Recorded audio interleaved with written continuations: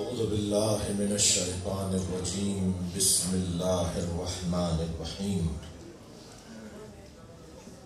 الحمد لله الذي لا يبلغ مدحته القائلون ولا يحصي نعماءه العادون ولا يعدي حقه المجتهدون، الذي ليس لصفته حد محدود ولا نعت موجود ولا وقت معدود ولا أجل ممدود، فطر الخلائق بقدرته ونشر الرياح برحمته، والصلاة والسلام على الرسول المسدد المصطفى العمجد المحمود الأحمد سيدنا ومولانا ومولى الكونين جد الحسن والحسين معاني أبا القاسم محمد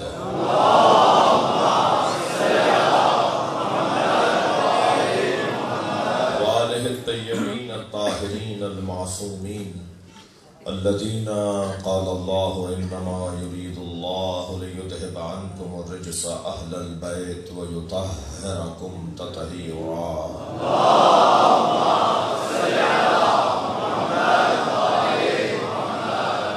الله على أعدائهم أجمعين من يوم عداوتهم إلى قيام يوم الدين. أما بعد، قال الحكيم في قرآن الكريم: بسم الله الرحمن الرحيم. ويقول الذين كفروا لست مرسلا قل كفى بالله شهيدا بيني وبينكم ومن عنده علم الكتاب. صلوات.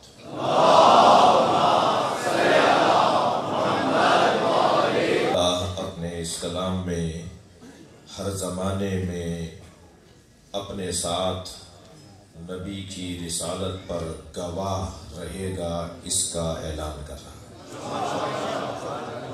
وَيَقُولُ الَّذِينَ كَفَرُوا لَسْتَ مُرْسَلًا، جنہوں نے کفر اختیار کیا وہ کہتے ہیں اور کہتے رہیں گے کہ آپ بھیجے ہوئے رسول نہیں ہیں۔ قل، اے میرے حبیب انہیں جواب دے دیجئے، انہیں کہہ دیجئے، کفا باللہ شہیدن بینی و بینکم، میرے اور تمہارے درمیان میری رسالت پر گواہی کے لیے اللہ کافی ہے۔ اچھا، اگر آیت یہاں رک گئی ہوتی تو اللہ کافی ہے کا جو اعلان ہے وہ صادق آ جاتا ہے۔ اللہ کافی ہے، یہ جو لوگ اسٹیکر چھاپ دیتے ہیں اللہ کافی ہے، تو اللہ کافی ہے کا نعرہ تو شیطان نے لگایا تھا۔ اچھا، میں قرآن کا طالب علم ہوں۔ الیس اللہ بکاف عبدہ، اے میرے بندے کیا تیرے لیے اللہ کافی نہیں ہے؟ یہ قرآن ہے، میں قرآن کا طالب علم ہوں، مجھے پتا ہے کہ میں کیا کہہ رہا ہوں۔ اے میرے بندے کیا تیرے لیے اللہ کافی نہیں ہے؟ یہ آیت ہے، مگر ہر شخص کو اپنا قد دیکھ کر بات کرنی چاہیے۔ قرآن کافی ہے کا نعرہ کسی نے لگایا مگر کسی اور کے لیے ٹھیک ہے۔ قرآن کافی ہے کا نعرہ لگائیں تو مصطفیٰ لگائیں یا مرتضیٰ لگائیں؟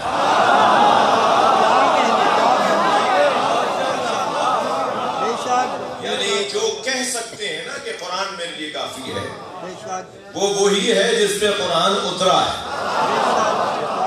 یا جس نے قرآن اترتے ہوئے دیکھا ہے۔ نہج البلاغہ میں میرے مولا علی کا خطبہ کہ سمعت رنتن حین نزل الوحی، جب قرآن نازل ہوا تو میں نے رونے کی آواز سنی۔ کون کہہ رہا ہے؟ علی۔ جب قرآن نبی پر نازل ہوا تو میں نے ایک چیخ مار کے رونے کی آواز سنی۔ میں نے کہا یا رسول اللہ ما ہذہ الرنہ، یہ کس کے رونے کی آواز ہے، یہ کیسا گریہ ہے؟ فرمایا ھذا الشیطان، مجھ پر جب وحی نازل ہوتی ہے تو شیطان چیخ مار مار کے روتا ہے۔ اور پھر بات یہاں ختم نہیں ہوئی، مولا فرماتے ہیں نبی نے فوراً فرمایا یا علی انت تسمع ما اسمع وترى ما ارى، یا علی جو میں سنتا ہوں وہ تم سنتے ہو، جو میں دیکھتا ہوں وہ تم دیکھتے ہو، الا علی نبی آبادی، فرق اتنا ہے میرے بعد کوئی نبی نہیں۔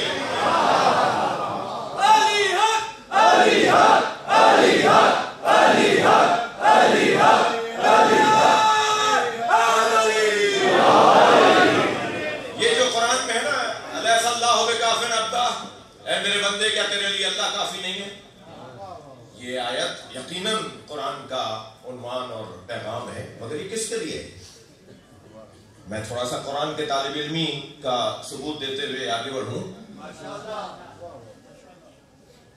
شیطان اتنا بڑا موحد تھا کہ اللہ کی عزت کی قسم کھا کے بات کرتا ہے،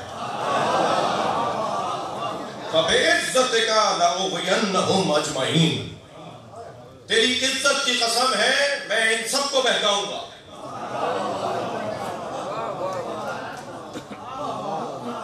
زمین پر اگر بالشتیں بنائی جائے نا پوری زمین پر، تو کوئی بالشت نہیں بچی تھی جہاں شیطان نے سجدہ نہ کیا، اتنا بڑا سجدہ گزار تھا اللہ کا۔ اور اللہ سے کیا کہہ رہا ہے؟ تیری عزت کی قسم میں تیری مخلوق کو، تیرے بندوں کو بہکاؤں گا۔ اللہ کو تو مانتا ہے بھائی یہ اللہ کافی ہے، مجھے کسی اور کی ضرورت نہیں ہے، یہ نعرہ تو بہت پہلے لگا تھا۔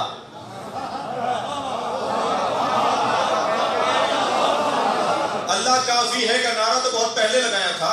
جو اللہ کو مانے اور رسول اللہ کو نہ مانے وہ مسلمان نہیں، شیطان ہے، قرآن کی زبان ہے۔ لہذا اللہ کافی ہے، قرآن کافی ہے، یہ جملے ہیں ٹھیک ہیں، مگر کس کے لیے ہیں یہ ہر شخص نہیں بول سکتا۔ میرے لیے نہیں ہے، میں تو اپنے اوپر رکھ کے بات کر لوں نا تاکہ کسی کو کوئی تکلیف نہ ہو۔ قرآن کافی ہے، یہ میرے لیے نہیں ہے۔ ہمارے ساتھ کاظم بٹ کے یہاں مہمان، حسنین کے یہاں، تو کاظم نے ہمارے سامنے چائے پیش کی۔ کچھ دیر کے بعد جیسے ہی انہوں نے دیکھا کہ چائے ہم آہستہ آہستہ مکمل کر گئے تو انہوں نے کیتلی لے کر دوبارہ چائے ڈالنا چاہیے، تو میں نے ان سے کہا کافی ہے۔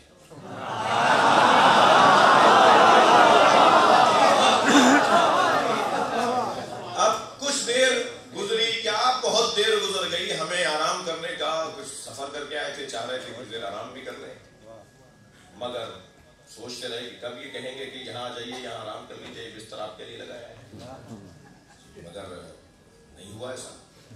پھر بھوک بھی لگنے لگی، پھر ہم نے کہا خود بولیں گے کہ بھوک لگ رہی ہے، مگر نہیں ہوا ایسا۔ بھائی مثال دے رہا ہوں، کاظم ایسا ہے نہیں، مثال دے رہا ہوں، مجھے پتا ہے ایسا بالکل نہیں ہے، لیکن کیا کروں، یہ اسی کی گردن پتلی تھی جو میں نے مثال دے دی۔ تو کچھ دیر کے بعد ہمیں پانی کی ضرورت پڑی، پیاس لگنے لگی، مگر پانی بھی نظر نہیں آ رہا تھا، تو میں نے ان سے کہا بھائی بستر، کھانا، پانی، کہنے لگا ابھی تو کچھ دیر پہلے آپ نے کہا تھا کہ کافی ہے۔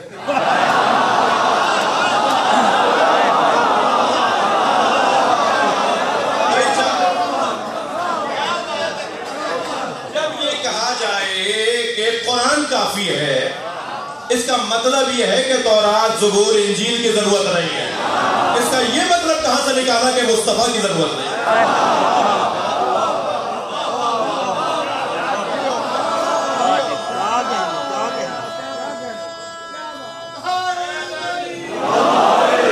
بھائی اگر میں نے چائے کے موقع پہ کہا کہ کافی ہے تو اسی کے جنس کے بارے میں سوچا جائے گا کہ اور چائے ضروری نہیں ہے، لیکن جنس بدلے کی تو ضرورت ہے۔ توجہ کر رہے ہیں حضرات؟ یہ جو قرآن پکار کر کہہ رہا ہے کہ جنہوں نے کفر اختیار کیا وہ کہتے ہیں اور کہتے رہیں گے، آپ کہہ دیجئے کہ میری رسالت پر گواہی کے لیے اللہ کافی ہے۔ آیت رکی نہیں ہے یہاں، اللہ کافی ہے۔ کفا باللہ شہیداً بینی و بینکم، چاہتا تو روک دیتا، لیکن فوراً آیت آگے بڑھی، ایک ہی وہی آیت تسلسل، ومن عنده علم الکتاب، اور میری رسالت پر گواہی کے لیے اللہ کافی ہے اور وہ جس کہ پاس مکمل کتاب کا علم ہے. بھائی آپ کسی کو بھی مانیے تو صحیح کہ کوئی ہے جو نبی کی رسالت پر گواہ ہے اور اس کی گواہی کی کوالٹی معیار یہ ہے کہ وہ عالم الکتاب ہے. ہم ابھی کچھ نہیں کہہ رہے آپ سے, آپ جسے چاہے مانے مگر پھر ثابت کرنا پڑے گا کہ وہ عالم الکتاب ہے. بھائی یا نام آپ بتائیے یا ہم بتانے کو بیٹھے اسے علی کہتے ہیں. صلوات پڑھیں محمد و آلہ.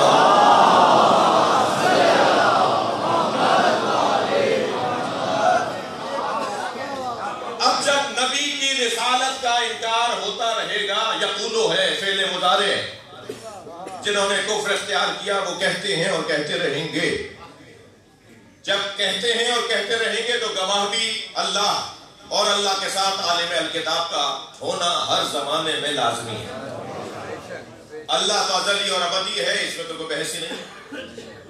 اللہ سے زیادہ کوئی ہے؟ کوئی نہیں ہے. لفظ ہے اللہ سے زیادہ کسی پہ ساتھ بھی نہیں آتا. اللہ ہے اور وہ کہ جس کے پاس مکمل کتاب کا علم. اب جو مکمل کتاب کا علم ہے یہ تو ثابت ہوگا, یہ تو ثابت کرنا پڑے گا کہ کس کے پاس مکمل کتاب کا علم ہے. میرے مولا علی سے پوچھا یا علی, اچھا دیکھیے بعض الفاظ ایسے ہیں کہ جو قرآن میں کبھی صرف اللہ کے لیے آئے ہیں اور کبھی اللہ کے علاوہ اللہ کے مقربین کے لیے آئے ہیں. تو کیا کریں ان لوگوں کا کہ جو اللہ کے علاوہ کسی کو ماننے کو تیار نہیں. اگر اللہ تو چاہتا ہے کہ میرے ساتھ انہیں مانو جنہیں میں نے مانا ہے,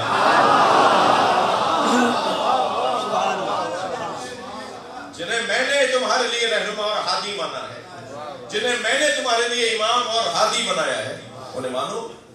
اب اللہ منوانا بھی جانتا ہے, اللہ کو خوب منوانا آتا ہے, اللہ کو خوب منوانا آتا ہے. جو وسیلے کو نہیں مانتے نا وہ دونوں ہاتھ اٹھا کے دعا ضرور کرتے ہیں.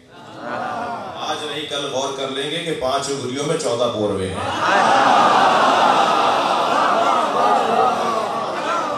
کبھی تو غور کریں گے. بغیر ہاتھ اٹھائے ہم دعا بھی نہیں مانگ رہے. کوئی پیغام تو ہے اس کے اندر. اللہ نے ہمارے ماتھے پہ بھی جو باریک باریک نالیاں رکھی ہیں نا, اس کی بھی حکمت ہے.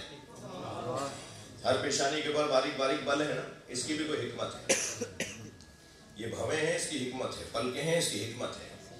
آنسو نمکین ہے, اس کی حکمت ہے. کان یہ جو نظر آ رہا ہے اس کی اور حکمت ہے. یہ چلنے میں ہمیں کام کرتا ہے جی. اگر یہ والے ایسے کان ہمارے نہیں ہوتے تو چلنے کے لیے 2 پیر اور چاہیے ہوتے. یہ 2 پیروں پہ چلنے والی مخلوق تو بتائیے, سائیکل موٹر سائیکل کو بغیر اسٹینڈ کے کھڑا کر کے دکھائیے, آپ کھڑے ہو جاتے ہیں. 2 پیروں پر کیسے کھڑے ہوں گے, بیلنس کیسے ہو رہا ہے, گر کیوں نہیں رہے. یہ جو میں باتیں کر رہا ہوں یہ میں باتیں نہیں کر رہا ہوں, امام جعفر صادق کے اقوال سنا رہا ہوں.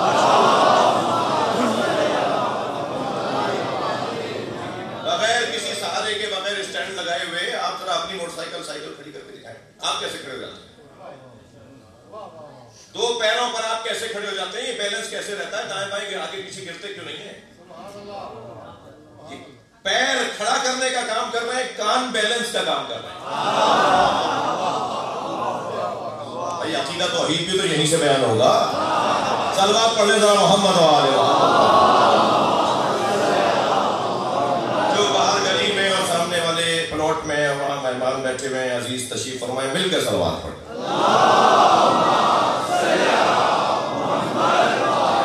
میں نے باہر والوں کو آپ کو بھی کہا تھا مل کے صلوات پڑھ.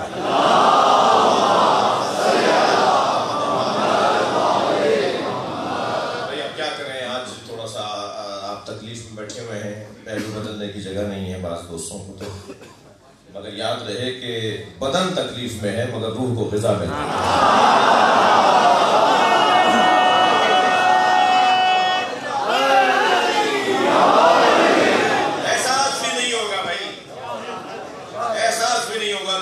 तशरीफ बैठे थे।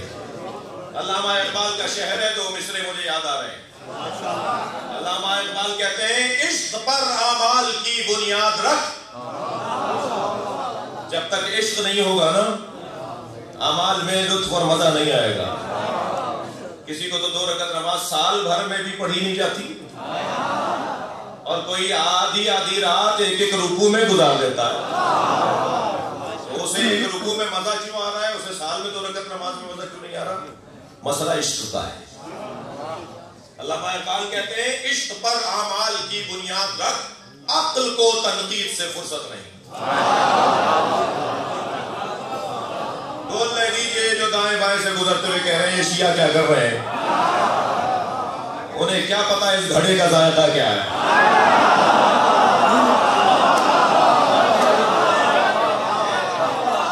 उन्हें क्या पता कि यहां मजा क्या है। जी, मरने के बाद हमें भी पता चलेगा और उन्हें भी पता चलेगा। जी जी, बात आगे बढ़े। हर जमाने में नबी की रिसालत पर गवाही के लिए अल्लाह और वो जो आलिम अल-किताब। कल मैंने गुफ्तगू जहां छोड़ी थी वहां से पेवस्त और वाबस्ता कर रहा हूं। इमामत तसलसल है उस हिदायत का कि जो बेउनवान नबूवत आई, यानी इमामत मुतिम्म नबूवत है। अव्वलुना आखिरुना औसतुना कुल्लुना, ये इमामत का उन्वान है। यानी नबी को जिसकी खत्म कीजिए को खत्म कीजिए, नबी क़यामत तक के लिए नबी बनकर आए। तो नबी जब चले गए, सरकार की जब रहलत हो गई, पर्दा फरमा गए, तो आपकी जगह उम्मत का रहनुमा और हादी कौन है? बस जो आपकी जगह उम्मत का हादी और रहनुमा है उसे हम इमाम कहते हैं। और हर जमाने में इमाम की जरूरत है, लिहाजा हम 12वें पर रुके हुए हैं।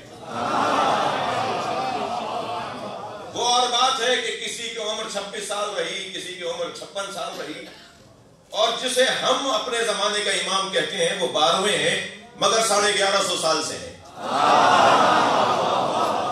ये कोई नई बात भी नहीं है कि पहली दफा ऐसा हुआ हो। पहले कभी ऐसा ना हुआ हो कि साहब इतनी लंबी उम्र हो गई हो। बहुत से अंबिया की उम्रें तवील रही, बहुत से नबियों की उम्रें तवील रही, बहुत सारी मखलूकात की उम्रें तवील हैं। तो अल्लाह जिसकी उम्र चाहे बढ़ाए और जिसकी उम्र चाहे घटाए और कम करे, वो जितना चाहे रखे। वो यहाँ चाह रहा है कि मेरा हादी, मेरी जानिब से हादी, उम्मत के लिए हादी तवील हयात पाए, तवील हयात लेकर आने वाला हादी। लिहाजा 12वें पे बात होगी। नबी ने फरमाया मेरे बाद मेरे 12 जानशीन हैं, 12वें का नाम मेरा नाम होगा, उसकी कुनियत मेरी कुनियत होगी, उसकी शक्ल मेरी शक्ल होगी, उसकी चाल मेरी चाल होगी, उसका हुलिया मेरी हुलिये की तरह होगा, उसका नाम भी मेरा नाम होगा। लिहाजा वो सारे कमालात जो नबी में थे वो सारी दुनिया मानेगी। अजीब बात नहीं है कि नबी की औलाद में, नबी की नस्ल में एक इमाम के इंतजार में सारी दुनिया है। भाई मैं लफ्ज और बेहतर करता हूं, आखिरी नबी के कहने के मुताबिक मानते हो, पहला नबी के कहने के मुताबिक क्यों नहीं मानते?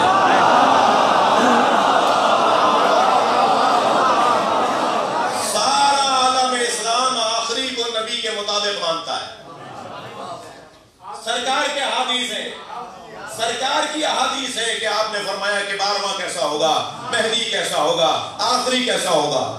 तो आखिरी को तो मान रहे हैं सब। मुझे तो उन मलंगों से बहुत प्यार है जो कंठे गुलाबे डंडे हाथ में लेके चुटिया बुंदे छोड़कर बाजारों कूचों में शाहराहों पे आवाजें लगाता है। आज नहीं कल सब अली अली कहेंगे। जहां मैं मौलवी नहीं पहुंच पाता वहां वो मलंग पहुंचता है। यकीन जानिए सब यही कहेंगे। कुछ हैं जो आज बाइख्तियार होकर कह रहे हैं, कुछ कल मजबूर होकर कहेंगे। थक रहे हैं आप मेरी बातों से। شاه علی شاه نعره حیدری یا علی یا علی یا علی مدد سب بالآخر جہاں پہ عقل کو مصروف تنگ دیکھا ہے، جہاں پہ عقل کو مصروف تنگ دیکھا ہے وہاں ہر شخص کو مصروف جنگ دیکھا ہے. ارے جہاں نہ پہنچ سکے ارے مفتیان دین اختر وہاں پہ ہم نے علی کا ملنگ دیکھا.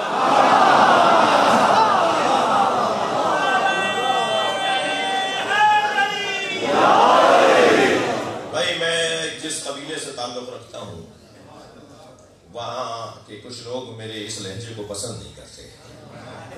وہ کہتے ہیں مولانا ملنگی کو فروغ دے رہے ہیں.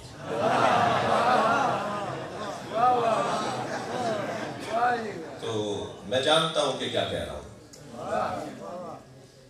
میں جتنا اچھا نمازیوں کے لیے مشوق ہوں، روزہ داروں کے لیے حوصلہ افزا ہوں، حاجیوں کے لیے روح افزا ہوں، وہاں میرا فریضہ بنتا ہے کہ ملنگوں کے لیے بھی ہمت افزا بنوں. اس لیے کہ ملنگ میں اور مجھ مولوی میں ایک اشتراک ہے، اور اشتراک یہ ہے کہ میں بھی علی کو پہلا مانتا ہوں. صلوات پڑھیں محمد وآلہ.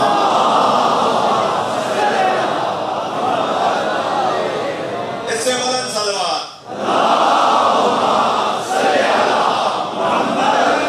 کوچی دروازے کی گلیاں گونج اٹھے بلندر صلوات.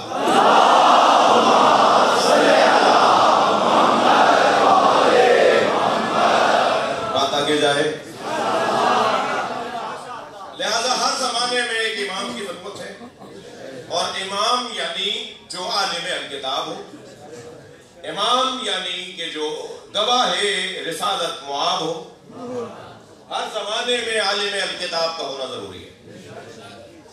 شقیق بلخی کہتے ہیں کہ میں حج کے سفر پہ تھا کہ مقام قادسیہ پر میرا گھوڑا جب پہنچا اور میں نے اپنے گھوڑے کو لگام اس کی باندھی، اسے روکا، اور میں نے دیکھا کہ سراؤں اور مسافر خانوں میں اور جگہ جگہ چبوتروں پر جیسے مختلف قافلوں کے لوگ ٹھہرے ہوئے ہیں. تو انہی کے درمیان ایک مرتبہ میری نگاہ گئی کہ ایک علیحدہ سے جوان بیٹھا ہوا ہے جس کی پیشانی پہ سجدے کا نشان چاند دکھائی دے رہا ہے، جو لاغر اندام تھا اور بہت ہی سادہ لباس میں تھا، اور چہرے کا نور اس کی طرف دیکھنے پر مجبور کر رہا تھا. حسن اس کا ایسا تھا کہ اگر کوئی کہہ دے کہ اسی کو یوسف کہتے ہیں تو بجا ہو اور صحیح ہو، مگر اس کی سادگی اور اس کی طبیعت کے اندر خاکساری مجھے یہ سوچنے پہ مجبور کر رہی تھی کہ یہ کوئی صوفی جوان ہے جو ان پیسے والوں کو تنگ کرے گا. میں لفظ بدل دوں، یہ کوئی ملنگ ہے جو ان پیسے والے جو مسافر حاجی آئے ہوئے ہیں. مقام قادسیہ ہے. شقیق بلخی روایت کر رہے ہیں. بچے جوان ذرا اپنے ذہن میں یہ نام بٹھا کر جائیں. میں نے سوچا یہ کوئی صوفی جوان ہے، یہ مسافروں کو حاجیوں کو تنگ کرے گا، ان سے کوئی مدد مانگے گا، ان سے کچھ کہے گا کہ مجھے یہ دے دو وہ دے دو. تو میں اس کے پاس جاؤں اور اس کو کہوں کہ یہاں سے جاؤں. تو جیسے ہی میں اس کے قریب پہنچا تو اس نے آواز دے کر کہا یا شقیق اجتنبوا کثیرا من الظن ان بعض الظن اسم. بعض گمانوں سے پرہیز کیا کرو، اس لیے کہ بعض گمان گناہ ہوتے ہیں. کہنے لگے میرا تو میرے ہاتھ پیر کانپنے لگے. میں ان کے بارے میں کچھ سوچتا آ رہا تھا اور انہوں نے تو میری سوچ پڑھ لی. تو میں نے چاہا کہ ان سے معافی مانگنے کو آگے بڑھوں کہ اچانک 4-6 لوگ برابر بیچ میں سے آ گئے، رستے میں آ گئے، اور میں ان سے بچ کے نکلنے لگا تو وہاں جو دیکھا تو وہ تھا ہی نہیں. اچانک جیسے کوئی ہوا کی طرح کوئی کچھ لوگ سامنے آئے اور میری آنکھوں سے اوجھل ہو گیا. اب میں ڈھونڈتا رہا قافلوں میں مگر وہ مجھے شخص نظر نہیں آیا, وہ جوان نظر نہیں آیا, وہ خوبرو, وہ حسین, وہ یوسف زمان. کہتے ہیں کہ پھر ہم نے قافلہ ہمارا روانہ ہوا اور پھر ہم مقام زبالہ پر پہنچے. مقام زبالہ پہ جب سواریاں قافلوں کی اترنے لگیں, سواریاں رکنے لگیں, لوگ اترنے لگے اور اپنے اپنے جگہوں پر جا کے آرام استراحت کرنے لگے, تو میں بھی ایسے ہی روانہ ہو رہا تھا کہ اچانک میری نگاہ پڑی کہ وہی جوان بیٹھا ہوا ہے. تو کہا میں تو وہاں ڈھونڈ رہا تھا اسے اور وہ میری آنکھوں سے اوجھل ہو گیا تھا. تو میں نے سوچا کہ جا کر یہ اللہ کا ولی ہے, یہ میری ذہن کو پڑھتا ہے, تو یہ اللہ کا ولی ہے, میں اس سے جا کے معافی مانگوں. تو کہنے لگے میں ابھی کچھ آگے گیا تھا کہ دور سے انہوں نے آواز دے کر کہا انی لغفار لمن تاب وآمن وعمل صالحا.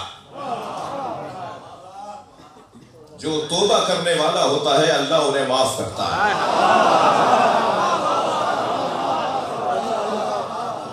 کہنے لگے پھر ایک مرتبہ میں لپک کر تیز ہوا کہ اس سے جا کے لپٹ جاؤں, پیار کروں, ملوں. یہ تو کوئی ابدال ہے, یہ تو ابدال ہے جو میرے حالات کو اور میری سوچ کو جانتا ہے. پھر ایک مرتبہ 4-6 لوگ بیچ میں آ گئے اور رستہ ان کی وجہ سے مسدود ہوا, اور میں جب ان سے ہٹ کر آگے بڑھا تو پھر نظر نہیں آیا. کہنے لگے پھر قافلے شروع ہوئے اور مقام مقالہ پر جا کر ہماری سواریاں رکی. تھک تو نہیں رہا آپ کا ذوق, آپ کی توجہ میں دیکھ رہا ہوں. پھر مقام مقالہ پہ جا کے ہماری سواریاں رکیں اور پھر ہم جب اترے سواریوں سے تو پھر میں نے ایک اچانک دیکھا کہ وہی جوان کنویں پر پانی بھر رہا ہے. میں جتنی جلدی میرے لیے ممکن تھا میں تیزی جلدی اس کے قریب بڑھا. ابھی کچھ قریب گیا تھا کہ چمڑے کا ڈول تھا جس سے وہ پانی بھر رہا تھا, اس ڈول کی رسی ٹوٹی اور وہ ڈول پانی میں چلا گیا. جیسے ہی وہ ڈول پانی میں گرا تو اس نے آسمان کی طرف دیکھ کر ہاتھ اٹھائے اور کہا انت ربی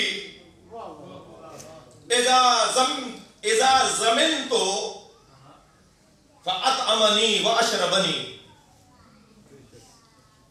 یا رب ما لی سواہا. کہنے لگے اس کی یہ مناجات میں سننے لگا, وہ یہ کہہ رہا تھا اللہ سے کہ یا اللہ جب میں پیاسا ہوتا ہوں تو تو ہی تو پانی پلاتا ہے. تھک رہے ہیں آپ میری بات کو.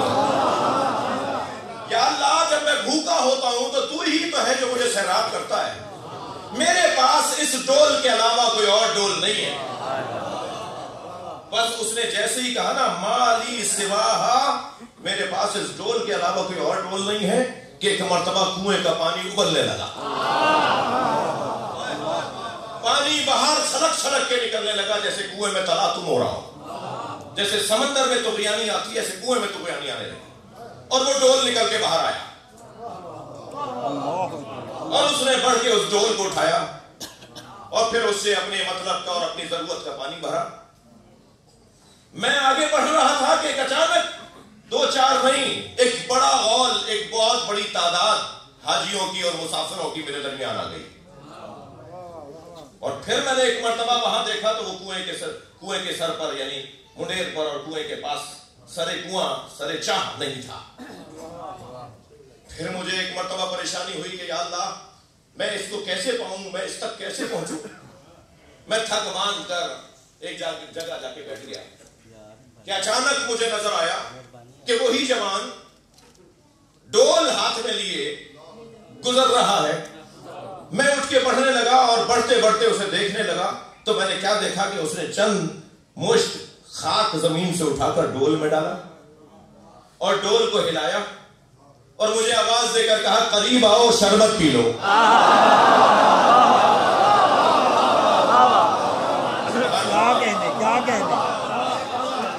میں جب قریب گیا تو انہوں نے اسی ڈول سے جس میں نے پانی میں چند مشت مٹی ڈالتے ہوئے انہیں دیکھا تھا, اسی ڈول سے جب انہوں نے میرے ظرف میں شربت نکالا تو میں نے زندگی میں اتنا شیریں شربت اس سے پہلے نہیں پیا تھا. اس سے پہلے میں نے اتنا شیریں شربت نہیں پیا تھا. انہوں نے مجھے شربت پلایا اور کچھ اور لوگوں نے کوزے بڑھائے تو انہوں نے اپنا وہ شربت ان کوزہ بڑھانے والوں کے کوزوں میں ڈالا اور لوگ شربت پینے لگے کہ اچانک میں نے کسی غرض سے مڑ کر دیکھا اور پھر دیکھا تو وہ مجھے نظر نہیں آیا. مگر اتنا ضرور ہے جب میں نے وہ شربت پیا تو 3 دن تک نہ بھوک لگی نہ پیاس. اب مجھے یہ طے ہو گیا تھا کہ یہ اللہ کا ولی خاص ہے. پھر میں جب مکہ پہنچا تو میں نے حالت طواف میں اسے دیکھا اور حالت طواف میں جب وہ طواف کر رہا تھا تو گویا ایسا لگ رہا تھا کہ وہ کعبے کے گرد نہیں گھوم رہا، کعبہ اس کا طواف کر رہا.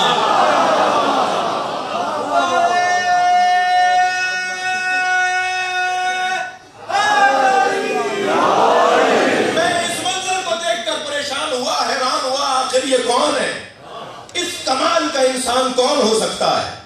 تو میں نے ایک طواف کرتے ہوئے حاجی سے کہا مجھے وہ بتاؤ کہ وہ کون ہے، وہ جو طواف کر رہا ہے وہ کون ہے؟ تو اس نے میرا ہاتھ دباتے ہوئے کہا تمہیں نہیں پتا یہ موسیٰ بن جعفر ہے، یہ موسیٰ کاظم ہے. صلوات پڑھے محمد و آل محمد.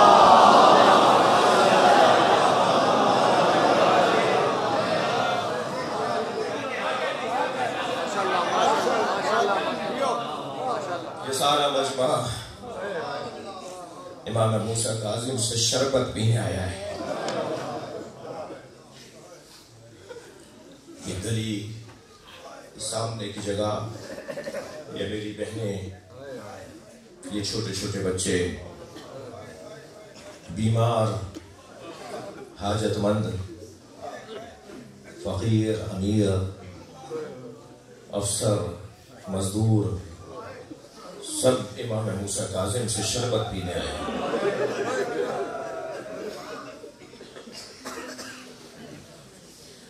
مولا ہمیں بھی سیراب کر دے، ہمیں بھی کچھ عطا ہو. باب الحوائج جو مانگنے سے پہلے دیتا ہو،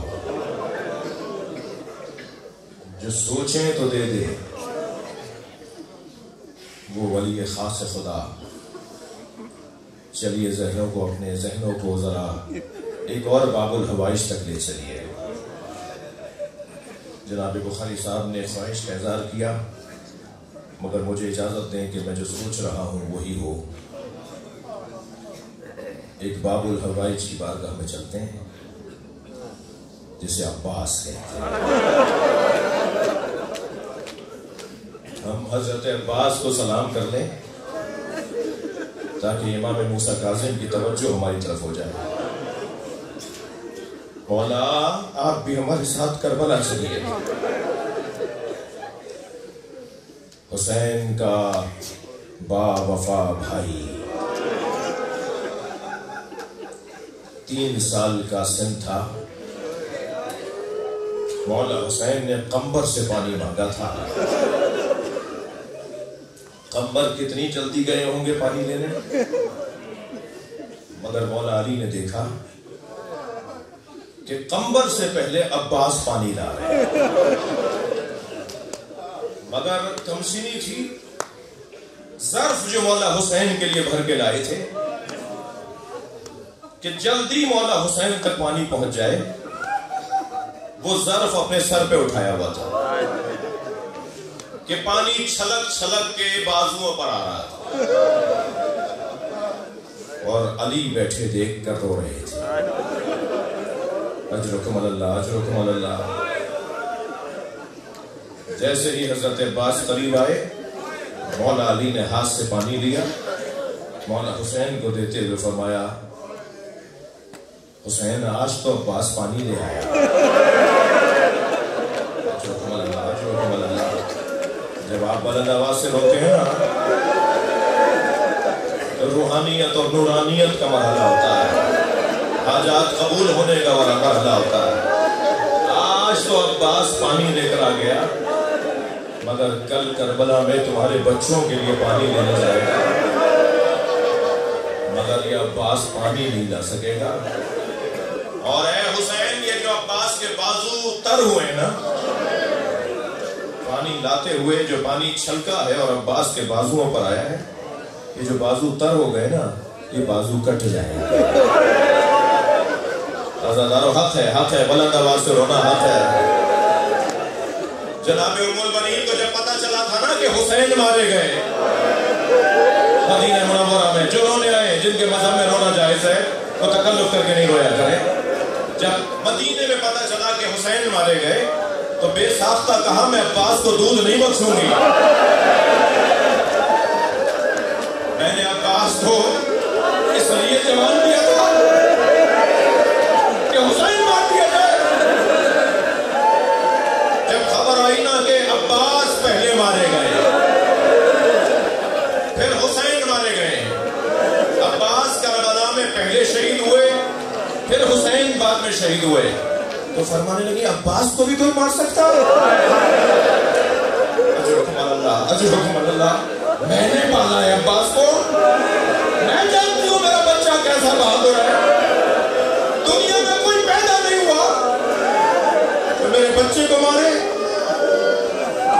تو کہا ہے بی بی پہلے بازو کاٹے،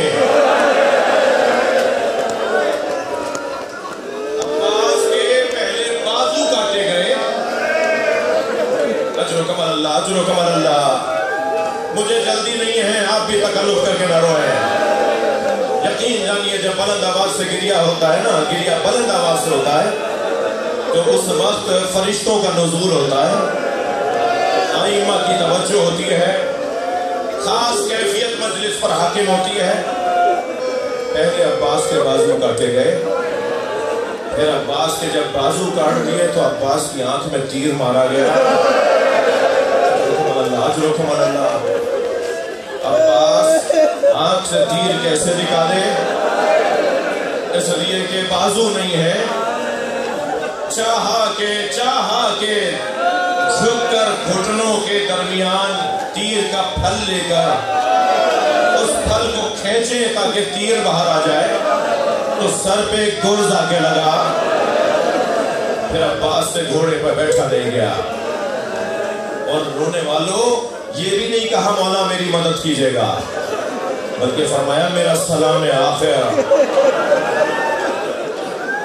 حضرت ام البنین کو جب بیان کیا گیا نا کہ کیا ہوا عباس کے ساتھ، فرمایا مولا میرا سلام آخر۔ اب ادھر حسین گھوڑے پہ بیٹھے اور یہ کہتے ہوئے آگے بڑھے تم نے میری کمر توڑ دی، الآن انکسر ظہری۔ اجرکم اللہ، باب الحوائج کا تذکرہ کر رہا ہوں، تم نے میری کمر توڑ دی۔ یہ کہتے ہوئے اپنے گھوڑے پہ، گھوڑا تیز دوڑ رہا ہے، گھوڑا دوڑتا جا رہا ہے کہ ایک مرتبہ دوڑتا ہوا گھوڑا رک گیا۔ تو امام نے کبھی مارا نہیں اپنے گھوڑے کو، کبھی چابک نہیں مارتے تھے امام حسین، اپنے گھوڑے کی گردن پہ ہاتھ پھیرتے ہوئے فرمایا میرا بھائی بلا رہا ہے، اے راہبار مجھے جلدی عباس تک پہنچا دے۔ سنیں گے عزادارو، ذوالجناح نے ایک طرف اشارہ کیا، اب جب امام نے وہاں مڑ کے دیکھا تو عباس کا کٹا ہوا بازو تڑپا، فوراً اترے ہی گھوڑے سے، عباس مولا کا بازو اٹھایا، گھوڑے پر پھر بیٹھے، پھر ذوالجناح روانہ ہوا۔ اجرکم اللہ، تھکیں گے نہیں، پھر گھوڑا روانہ ہوا، دوڑتا ہوا گھوڑا پھر رکا۔ امام نے پھر فرمایا ہے میرے راہبار مجھے میرے بھائی تک پہنچا دے۔ گھوڑے نے ایک اشارہ کیا، امام نے مڑ کر دیکھا تو دوسرا کٹا ہوا بازو نظر آیا۔ میرے مولا پھر گھوڑے سے اترے، دوسرا بازو اٹھایا۔ اب میں رونے والوں سے سوال کروں، جب مولا حسین نے یہ دیکھ لیا کہ عباس کے بازو کٹ گئے تو کیا یہ سوچتے ہوئے نہیں جا رہے ہوں گے کہ میرے بھائی کو کیسے مارا، میرے بھائی کے بازو کاٹ دیے؟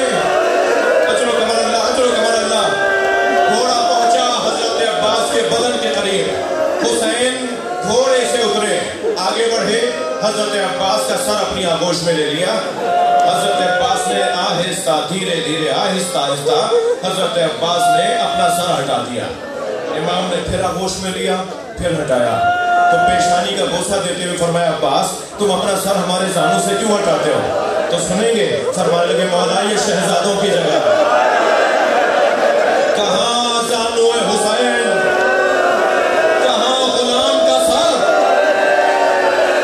فرمایا عباس ہم چاہتے ہیں تمہارا سر ہمارے زانوں پہ رہے.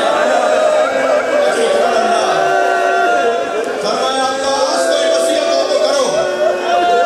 فرمایا مولا جب میں دنیا میں آیا تھا سب سے پہلے آپ کا دیدار کیا تھا، اب دنیا سے جانا چاہتا ہوں تو آخری دیدار آپ کا کرنا چاہتا ہوں.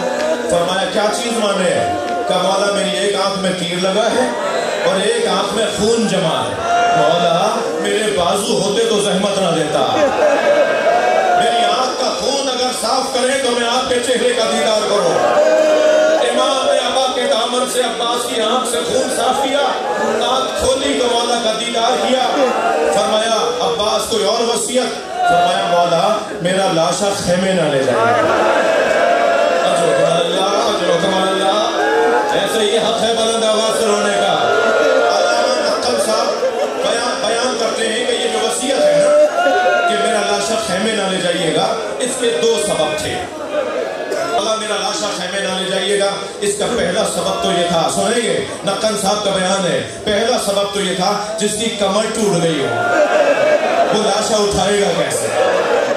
دوسرا سبب یہ تھا کہ اگر میرا لاشا بھی خیمے چلا گیا تو کچھ دیر کے بعد حسین کا لاشا خیمے نہیں آئے گا، سکینہ کو سہارا رہے گا.